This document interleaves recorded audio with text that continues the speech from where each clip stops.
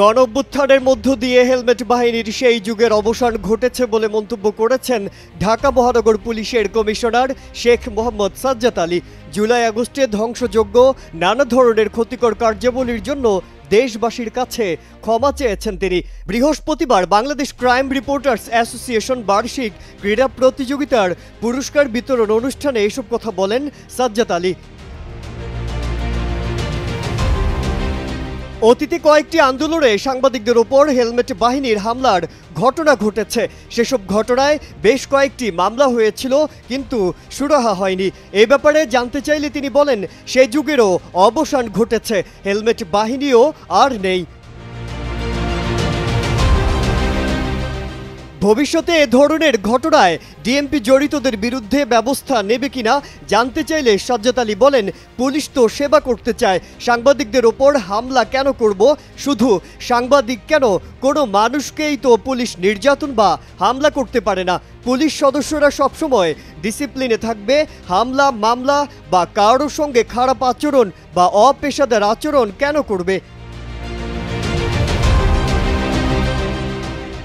DMP commissioner crab সভাপতি ও সাধারণ সম্পাদকের দৃষ্টি আকর্ষণ করে বলেন, এরকম কোনো ঘটনা যদি ঘটে থাকে বা ঘটে তাহলে আমার নজরে আনবেন, আমি তদন্ত করব, ব্যবস্থা নেব। Bangladesh crime reporters association crab মিলনায়তনে আয়োজিত অনুষ্ঠানে ক্র্যাব পরিবারের 6 সদস্যের সন্তানকে এসএসসি ও এইচএসসি পরীক্ষায় জিপিএ 5 পাওয়ায় বৃত্তি দেওয়া হয়।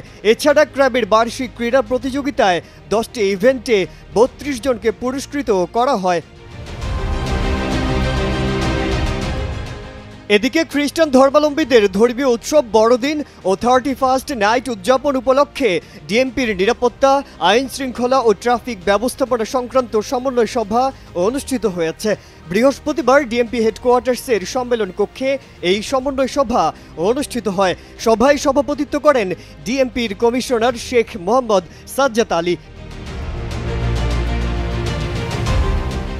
ডিএমপি কমিশনার বলেন, আগামী 25 ডিসেম্বর খ্রিস্টান ধর্মাবলম্বীদের সবচেয়ে বড় ধর্মীয় উৎসব বড়দিন উদযাপিত হতে যাচ্ছে। এছাড়াও ইংরেজি ক্যালেন্ডারের শেষ দিন 31 ডিসেম্বর দেশব্যাপী 31st নাইট উদযাপন করা হবে। এই দুটি বড় উৎসবকে ঘিরে আইন শৃঙ্খলা পরিস্থিতি স্বাভাবিক রাখতে ঢাকা মেট্রোপলিটন পুলিশ নিশ্ছিদ্র নিরাপত্তা ব্যবস্থা গ্রহণ করবে। উৎসবগুলো শান্তিপূর্ণভাবে সম্পন্ন করতে সম্মানিত সকল নগরবাসীর কাছে সর্বাত্মক সহযোগিতা চেয়েছেন ডিএমপি কমিশনার মোহাম্মদ সাজ্জাদ আলী। মাজহারুল আলম, কালের কণ্ঠ।